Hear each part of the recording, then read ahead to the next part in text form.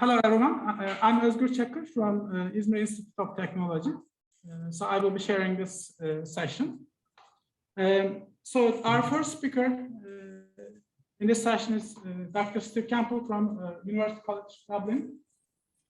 The title of his talk is Quantum Speed Limit in Continuous Variable Systems.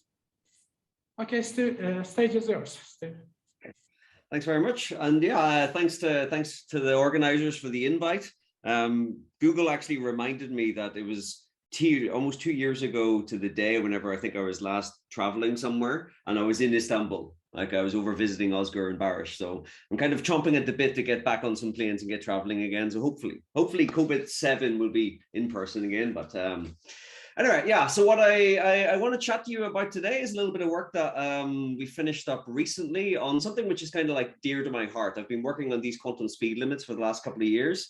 And it's a little bit of work that I did in collaboration with Pablo Poggi, who's over at the University of New Mexico, and my other long-term collaborator, Sebastian Defner, he's the guy who kind of got me interested in quantum speed limits in the first place back about 4 or 5 years ago. And really, where we started was just trying to sort of answer a kind of more basic formalism question, which was we wanted to kind of formulate quantum speed limits whenever we applied them to some sort of infinite dimensional system. So I'm a kind of very simple person. I like focusing on like basically two-level systems and harmonic oscillators. That's where I live. And for dealing with discrete systems, there's a good framework already for exploring these quantum speed limits. But things get a little bit muddier whenever you get to when you go to infinite dimensional systems, mostly because the most powerful frameworks we have for defining these notions of speed limits requires things that don't like living too much in infinite dimensional Hilbert spaces. So we first of all set out just to try and see, could we formalize something a little bit in this way? And the sort of knock-on effect was this really nice analysis of some subtleties to do with emergent classicality. And that's kind of which I'll try and kind of cover over the next sort of 20-25 minutes. I think one of the really nice things about what this work did was that it sort of took what is the current way in which we define speed limits. The most common machinery we use is a kind of geometric formalism. We look at distances and rates of change of distances. But if you look at the actual original motivations of where this quantum speed limit comes from, it's based on the uncertainty principles. And by looking at a particular class of continuous variable systems that the audience here surely know very well, like these Gaussian states, we were kind of able to get a little bit more of a thread kind of back between these two pictures. So with that kind of quick overview, let me sort of launch into, just for those in the audience who maybe haven't come across quantum speed limits or have only sort of touched on it, I give a quick sort of 5-minute crash course into where they come from. And this is kind of where I like to start all of my talks on quantum speed limits, kind of, going to quantum mechanics 101 that we imagine that, we all probably are very familiar with. And we go right back to Heisenberg. So Heisenberg gave us the uncertainty principles, and if you look back into his original papers, in his 27th paper, he essentially wrote down the two famous uncertainty relations. So we have that the product of the variances of position and momentum, he said, was bounded by roughly about h bar, and similarly the energy time and the variances in energy and time are also, we have the energy time uncertainty principle, which again has this kind of roughly bounded by h bar. Now, this was a little bit hand-wavy, a little bit imprecise, but it captured a kind of fundamental essence of quantum mechanics, this idea that there's a sort of inherent fuzziness associated with the formalism. Now, position momentum was put on a rock-solid ground very soon after. And it was, if you look in, Robertson has this beautiful paper 2 years later, where he essentially said, okay, look, position momentum, we can understand this, because in the formalism quantum mechanics, we associate these guys with matrices, then this relationship purely arises from the non-commutativity between the two operators that we define the measurements on, that we define position momentum on. So this is something we're all very familiar with. And in fact, then the beauty of Robertson's formalism then means that you can understand the uncertainty principles for any two observables. I pick any measurable quantities, I have a Hermitian matrix I associate to it, and then from there, I automatically get an uncertainty principle for those observables. So this is rock solid and has a very good physical intuition. The issue comes whenever we try and apply the same picture to the energy time uncertainty relation, because time is a tricky beast in quantum mechanics. So when we look at this uncertainty principle, fine, we have a Hermitian operator for the energy. That's our Hamiltonian, but there is no Hermitian operator associated to time. So how do you interpret the energy time uncertainty relation? That was kind of a question that just sort of hung over the early days of quantum mechanics, really up until about the mid-40s. And it was really Mendelssohn and Tamm who I think gave the first proper interpretation of the energy time uncertainty principle. And they did it really starting from Robertson's formulation. But what they realized was that the naive picture of the energy time you might think is to do with how accurately can you know the energy of a system at a particular time. But that's, again, like, because there is no actual time operator, that's not really a proper interpretation. So what they did is they said, okay, well, let's take Robertson's formula, let's take the uncertainty principle. We take the Hamiltonian as one of the operators in the commutation relation, and we plug in the density matrix of the system for the other one. And then what you end up having there is essentially just your evolution equation. And then they crank a handle, they go through a couple of little mathematical steps. But what drops out then was that this energy time uncertainty relation actually said something about the intrinsic timescales that the system wants to evolve over. So it somehow defines kind of how quickly it naturally wants to evolve according to its Hamiltonian.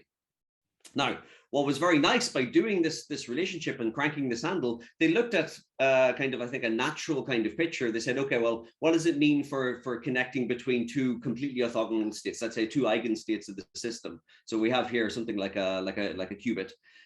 So going from some initial state, let's say, down to the orthogonal state.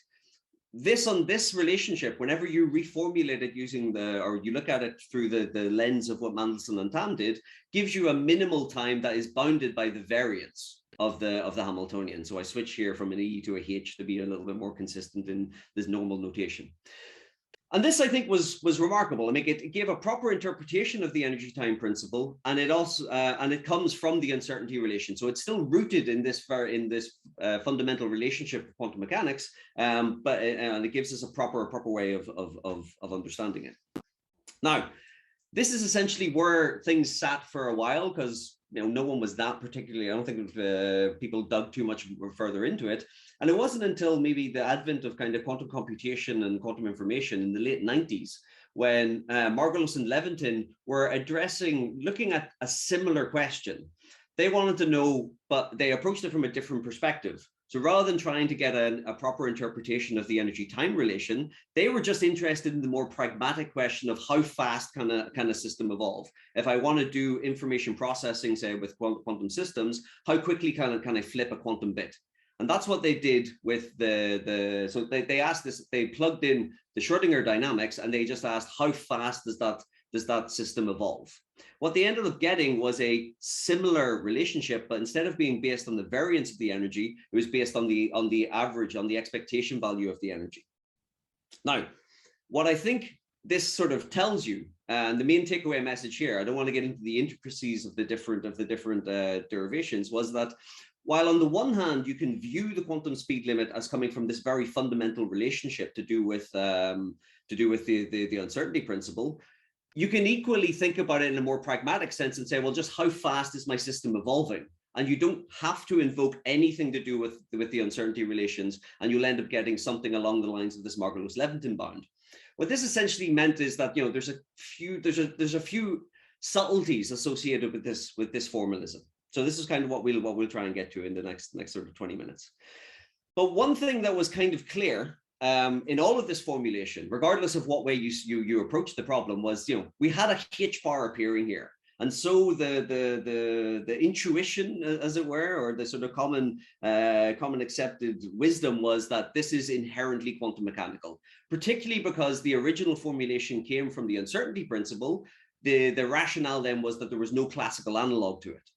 So, and that is well motivated when you think about starting from the Robertson uncertainty relation picture, but it becomes a little bit trickier when you think about it, how Margolis and Levitin approached it, because they just looked at how fast the system was evolving and based it more on the sort of distinguishability between the systems, between your initial and target states. So with that picture, there's nothing inherently quantum mechanical about distances.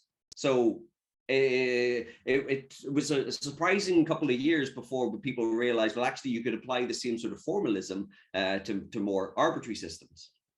So what I mentioned is that whenever we look at these quantum speed limits, this vanishing, if we take a limit of vanishing h bar, then, well, one way in which this speed limit time can vanish is if the corresponding speed itself diverges. And I'll kind of interchangeably talk during the rest of the talk between what a diverging speed means in terms of or equivalently a vanishing speed limit time.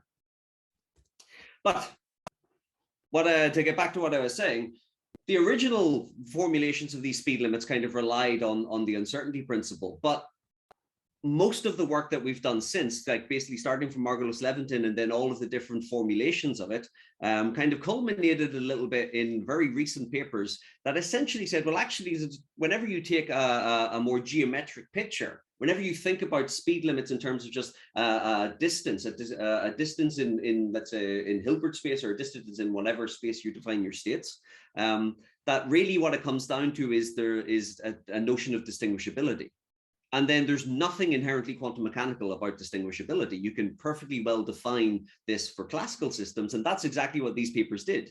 They took exactly the same formalism that we use quantum speed limits and said, actually, even for classical systems, there are precisely the same sorts of bounds. So they cranked the handle. They used a little bit of they looked at Langevin dynamics, but they used a lot of the same tools that we used for the formulations of quantum speed limits to define a bound for classical dynamics that looked very like our quantum speed limits. And it relied on something which was based on a distance measure in the numerator divided by something which related to the generator of the dynamics. So for our Hamiltonians, for our quantum systems, this generator, if it's unitary, is going to be the Hamiltonian, but there are more general formulations.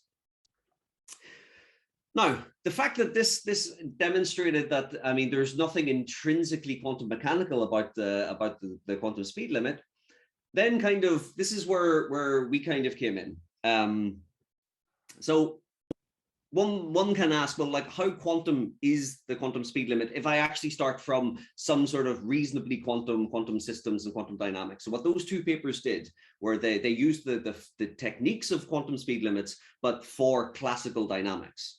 So we then were a little bit interested in, okay, well, what if we have an actual quantum system and quantum dynamics? What does it mean if that quantum speed limit vanishes? Quantum speed limit time vanishes, or equivalently, if that if the quantum speed diverges. So the framework that we were interested in looking at then, where we wanted to apply it to Gaussian states. So this is where what I said at the start.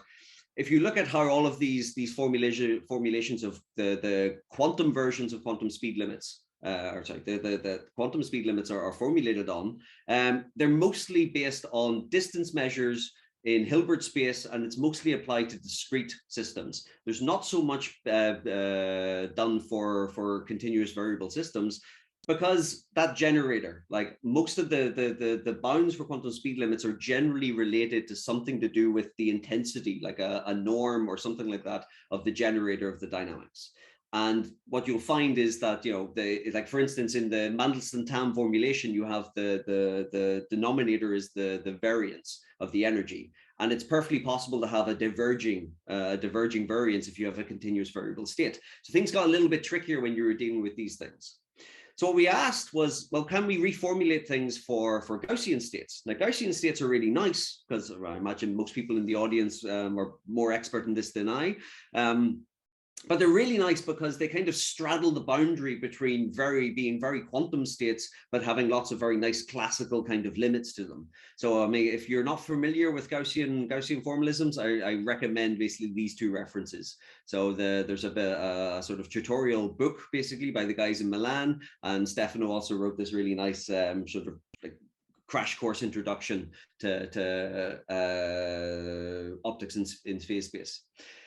The main thing that we just need to know is that if you for a basically in phase space, if you look at a Gaussian state, it'll just be basically a blob in phase space. And if it's essentially this sort of just circular blob, it's basically like, it's very like a classical state. But you can enhance its kind of non-classicality by squeezing it in the different quadratures, in the different directions. So if you take a squeeze state, this is a state that has like certain kind of classical-like fingerprints, but is still very much so quantum mechanical. And then you can just move it about in phase space. And these are essentially the properties that we'll be tweaking a little bit now to look at what happens what happens now in the formalism of quantum speed limits. So we're interested in, can we define, if we restrict to this particular class of continuous variable systems, can we develop a bit of a machinery for studying quantum speed limits here? And so then this is where I said Pablo basically came in and did all of the work on this.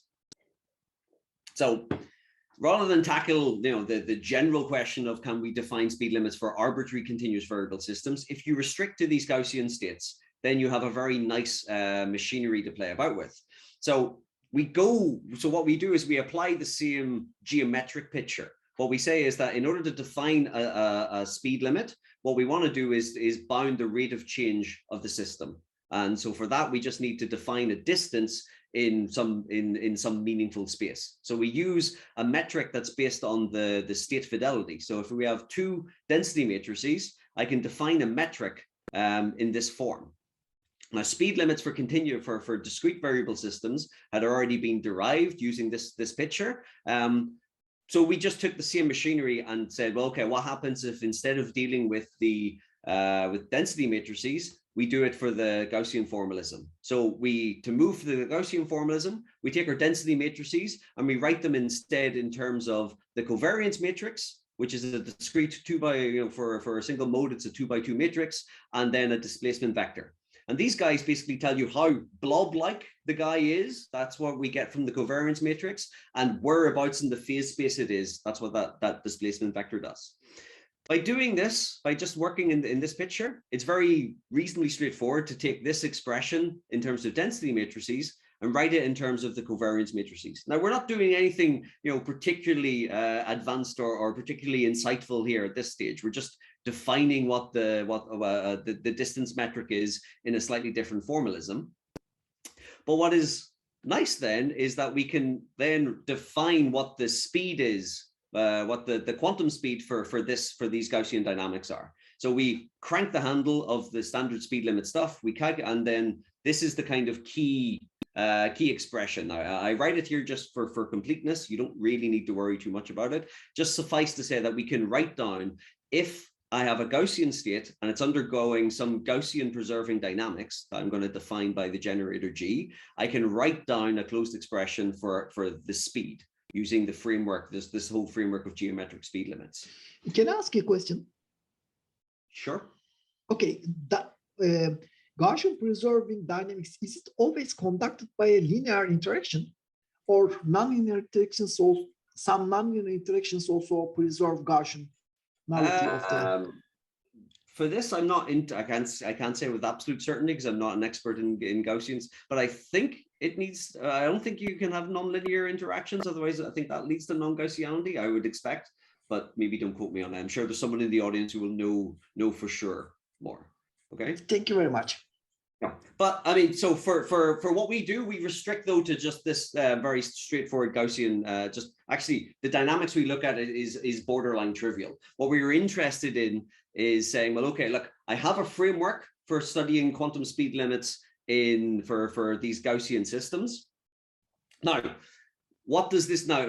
And because I know that Gaussian systems kind of had this nice property that they kind of straddle that boundary between being very quantum in some instances and being quite classical in others, can we understand now what it means for these, what I would call bona fide quantum speed limits, because they're for quantum states evolving according to some Hamiltonian. What does it mean for that guy to vanish? Because what we saw from the earlier before, there was this H bar that appears in the Mandelstam formulation of speed limits. And the naive idea was, well, without H bar, then you would have just classical dynamics. That's why you would just have classicality. So that's why we wanted to try and understand, well, now what happens if the speed as defined using this formalism, if that guy diverges, you have a vanishing quantum speed limit time. What does that mean?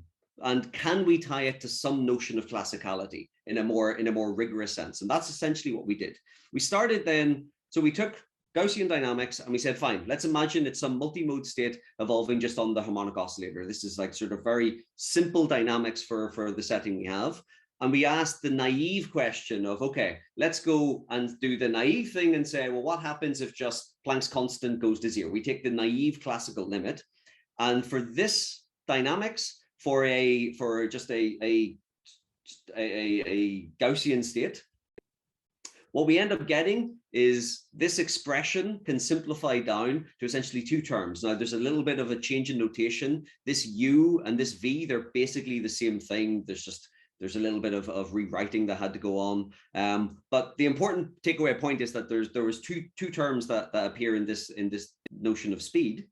One, which would basically disappear if the state wasn't squeezed. And what we wanted to do was, for the first example, stick to something that is kind of, in some sense, quasi-classical. That's quite close to a classical state. So we said, okay, let's imagine there's no squeezing. What we had then was that the second term was inversely proportional to H bar. And so now we could see, well, okay, what happens whenever we take the naive limit of H bar going to 0? So this naive classical limit, the speed actually does diverge. So you see a vanishing quantum speed limit time goes hand in hand with a vanishing of like some intrinsically quantum parameter. Now, this is all playing a little fast and loose with, taking the limit of H bar to 0 is a bit artificial, but it gave, I think, our initial kind of little bit of insight into what was actually happening. Remember, we'd formalized everything here using the kind of geometric framework, saying, okay, well, we're just defining a distance in the phase space and the rate of change of that distance. But what we have now, if you take this limit of H bar going to 0, what that actually means is that you're essentially reducing the uncertainty in all of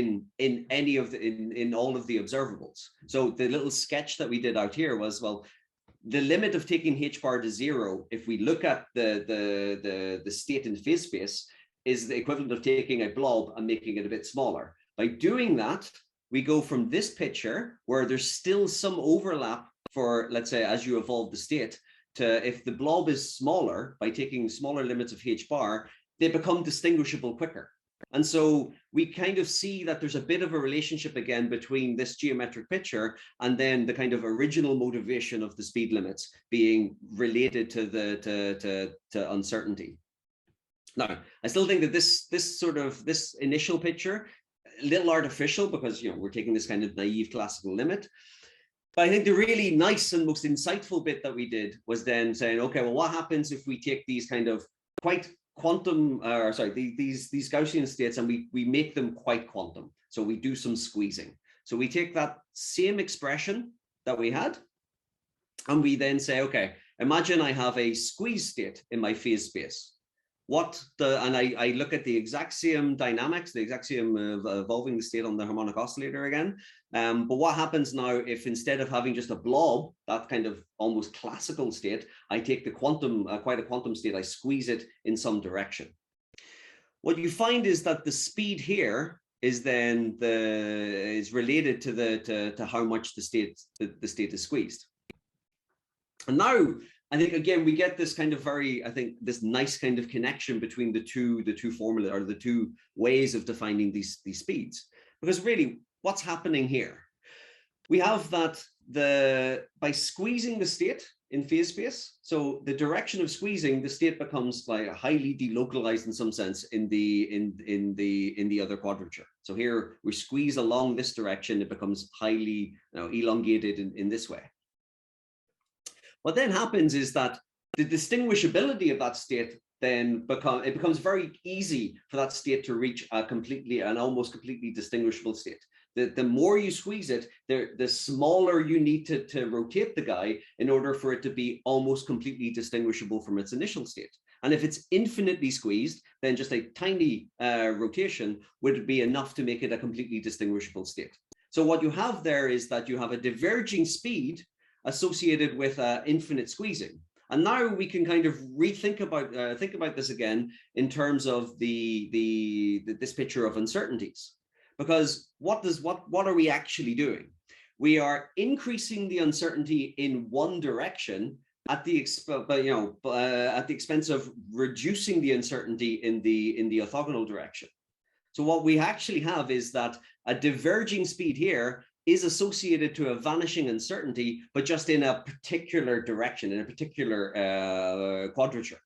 So our main kind of takeaway message from these two pictures was that actually, when we have a genuine quantum speed limit, so defined for a quantum dynamics that isn't going to trivially vanish, the quantum speed limit time isn't going to trivially go to zero, but we have some meaningful dynamics. Whenever that quantum speed limit time vanishes in this geometric formalism, it actually still goes hand in hand with a very particular notion of classicality. So what I mean is that in the naive picture where h bar, we took a limit of h bar going to zero, well, this just kind of corresponded to the vanishing uncertainty in all observables.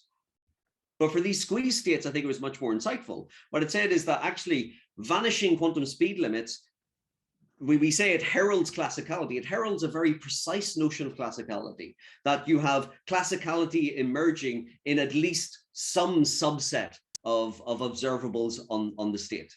I think this was quite a nice picture, because I think it kind of connected a little bit this geometric formalism back with somehow the original motivation or the original framework of these speed limits, that they are, although are arrived at in a slightly different way, they're still very much so under the hood. It still relies on this sort of fundamental property, this notion of uncertainty. If you reduce the uncertainty even in one particular direction, then you will, you can calculate, you'll see that a diverging speed in that observable, or for that state, then corresponds to a sort of very particular notion of classicality. So in the last 2 minutes, I just mentioned just a little, I guess, corollary that kind of comes from this, is that we're kind of highlighting that classicality now kind of comes in a few different flavors. I mean, normally whenever you think of classicality, I think most people will think of like an open system dynamics, where I have, I have some system in contact with an environment, and that interaction leads to some, like, let's say you end up with some mixed state for the system. What we're essentially saying here is that this notion of classicality, where you have a classical mixture of states, that is a very different notion of classicality compared to what we're calling classical here, which is a vanishing uncertainty. And these are like sort of just two different views, but labeled by essentially the same thing. We did some calculations for our formalism if you look at actual open dynamics. So if we took our contiguous variable state and stuck it into, I think we looked at like Brownian motion or something, so stuck it into an environment. And what you'll find there is that mixture, I mean, what happens if I start taking mixtures of states?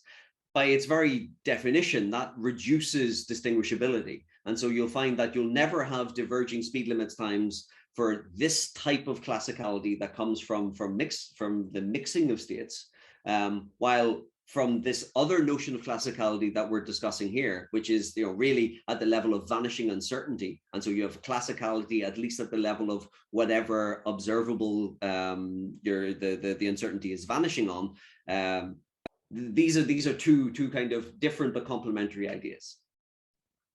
I guess what we also I wouldn't have had time to discuss anyway today was that we mostly focused on the pictures I showed you were basically for like a single mode or for a couple of modes that we were looking at. You can also ask the question of, okay, well, there are other notions of classicality you could argue. I mean, the mixing due to an environment, the vanishing uncertainty I'm talking about here, but also the large n limit. We normally would associate large n with kind of some notion of emerging classicality there. What we actually found was, I mean, there was an earlier paper we worked on where we saw that, when you have large n limits, there are certain instances where you'll have these kind of diverging speeds and vanishing speed limit times. And in fact, this picture that we had here could all be kind of recast in the formalism that we looked at now. So the large n limit we found could kind of be reinterpreted a little bit in terms of this kind of vanishing uncertainty. So again, large n kind of goes hand in hand with a particular notion of classicality that we can, again, you can capture, I think, by looking at this notion of like a diverging quantum speed. So I think basically bang on about half an hour, so I'm going to wrap it up now, just to say thanks again for listening. So if you're interested a little bit more in reading about it, so the formalism is all kind of discussed a lot more here in this paper that came out just at the very tail end of last year. So the formalism is there. I think there's some useful things we can do with just by having a formalism for studying quantum speed limits for continuous variable systems. But equally, I particularly like this idea of trying to sort of dig into these different notions of classicality. So I'll just thank my collaborators once more and all of you guys for listening, and happy to take a couple of questions if you have anything. Thank you very much for this nice talk. So we can have the questions. Yeah. Can I ask a question? Yeah, sure. Okay. Did I understand correctly? Just I want to check myself. When it is squeezed, the state is squeezed. There is no quantum speed limit, you say. So it goes to zero. The speed limit time. Sorry. Speed goes to infinity. So sorry. Yeah. But for a classical, infinity. but for a classical coherent state, it is finite. Yes. So if it's just a blob, what kind of speed does this correspond to in for example in doing an experimented whatever it is? I mean. So okay, so yeah, this is a good question, and it's one of the things that I've struggled a little bit with, not even with this formalism, but more generally, even in the discrete variable case discrete variable cases, you can define these speed limits. Like how we approach them is from this geometric picture. So we define a distance measure based, like here we use the fidelity. Exactly. Any distance. Now, what do those distances physically correspond to in in an experiment? That is a tricky question that I don't think has really been addressed yet.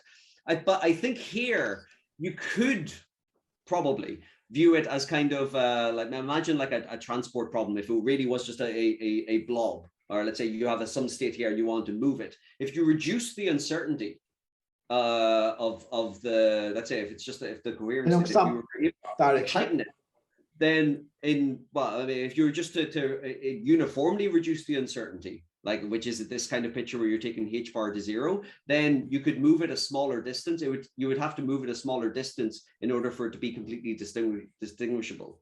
So what you'll find is that if you were able to reduce that uncertainty to 0, then an infinitesimal distance would be enough for it to become completely distinguishable. And that's kind of why the speed limit time vanishes. It gets a little trickier to kind of get the same view if you have these squeeze states, but I would imagine it's kind of like just rotating it a little bit. But your question, I think, is a good valid one. There's not so many experiments done yet, I think, on speed limits, but there were some recent ones. There's a really nice one done by a group in Bonn, I think, Andrea Alberti, I think, where they looked at this transport problem. And so I think there's maybe some insight in there. But another question is it's related. Is it important in which direction the squeezing is, in Q or P, or the speed limit is the same without the direction? No, again, this is a good point. So what we have here in the squeeze case is that the speed the speed diverges and the speed limit time vanishes essentially in the quadrature orthogonal to the squeezing. So it does depend, it is important in which direction you're doing the squeezing here. So I think Pablo fleshed out a little bit of this in the paper in the example. He has a couple of examples or a couple of things where, depending on sort of what question you're asking of the state, what direction the squeezing is, you'll see that there are sort of maximum and minimum values of the speed that can be associated to it. Well, why I'm telling this, because Q usually is thought to be corresponding to the electric field, and P is usually corresponded to magnetic field, so that it is important that it is in the electric field direction.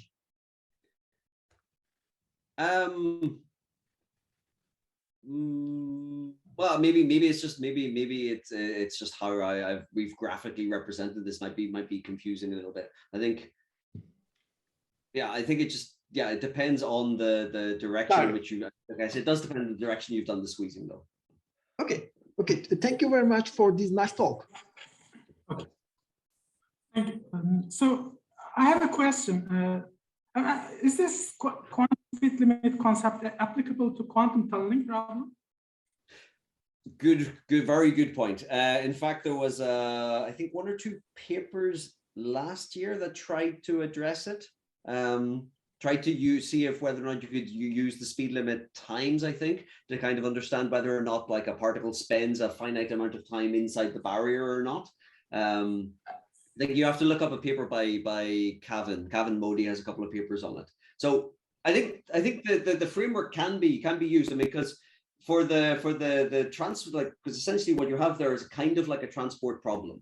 So going from point A to point B. But if you have the barrier in the way, I think you can still use the same machinery in order to calculate it. And what I imagine is if the speed limit time will probably give you will be dependent on how intense the barrier between the guys is. I imagine some people must have looked at it at this point, but I don't know offhand. Okay. Thank you very much. Okay. So can I ask a question, or is it too late? Okay, please go ahead.